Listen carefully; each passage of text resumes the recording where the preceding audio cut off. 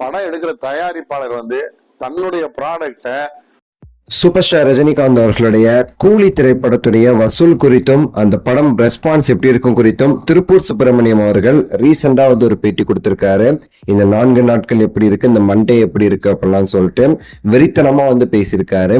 Super star அவர்களுடைய கூலி திரைப்படம் ஆகஸ்ட் 14 ரிலீஸ் ஆகி வெற்றிகரமா தியேட்டர்ல ஓடிக்கிட்டு இருக்குன்னு சொல்லணும். 4 நாட்கள்ல 500 கோடி கிட்ட வசூல் செஞ்சிருக்குன்னு சொல்லிட்டு சொல்லப்படுது.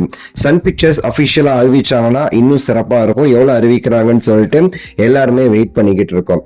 ஆனாலுமேட்டு ஆன்லைன்ல சில நடிகர்களுடைய மாஃபியா கும்பல் தொடர்ந்து இந்த கூலி திரைப்படத்திற்கு நெகட்டிவ் ரிவ்யூஸ் அப்படிங்கறத தொடர்ச்சியா வன்மத்தை கக்கிட்டு இருக்காங்க. வசூல்ல ரொம்ப கம்மின்னு சொல்லிட்டு இன்னொரு பக்கம் வன்மத்தை கக்குறாங்க. பொய்யான தகவல், அங்கலாஸ் இங்கலாஸ் சொல்லிட்டு இப்பவே மட சாம்பிராணிகளா புலம்பிக்கிட்டு இருக்காங்கன்னு சொல்லலாம். திருப்பூர் சுப்பிரமணியம் அவர் ரீசெண்டா ஒரு சேனல்ல கொடுத்த பேட்டியில சொல்லியிருக்காரு.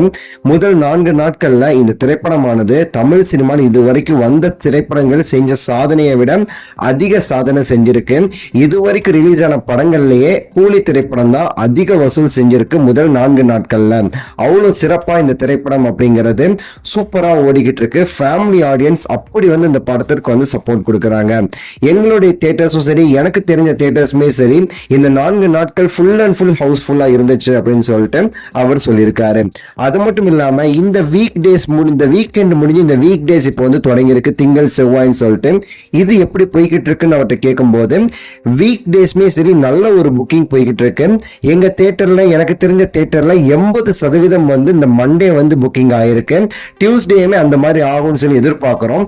கண்டிப்பா 50% கீழே புக்கிங் போகாது. 50% மேலதான் எல்லாருமே புக் பண்ணிட்டு இருக்காங்க.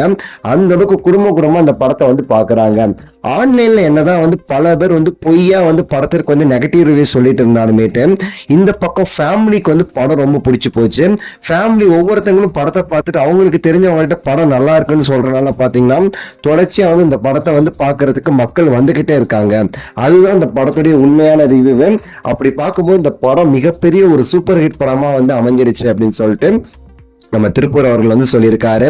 இந்த திரைப்படம் 1000 கோடி வசூல் பண்ணுமா அப்படின்னு சொல்லி கேட்கும்போது எனக்கு 1000 கோடி 2000 கோடி அந்த கணக்கு எனக்கு தெரியாது. எனக்கு தெரிஞ்ச கணக்குப்படி தமிழ்நாட்டில் இப்போ வரைக்கும் அதிக வசூல் செஞ்ச படமா அமைஞ்சிருக்கு இந்த 4 நாட்கள்ல.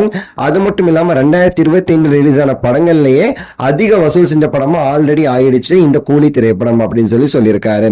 சோ மெயினா ஒண்ணு சொல்றாரு அவரு, ஜெயிலர் திரைப்பட வசூல இது கண்டிப்பா டச் பண்ணும். ஆனா ஜெயிலரோட அதிகமா வசூல் பண்ணுமாங்கிறது இந்த வார இறுதியில தெரிஞ்சிடும் அப்படின்னு சொல்லியிருக்காரு.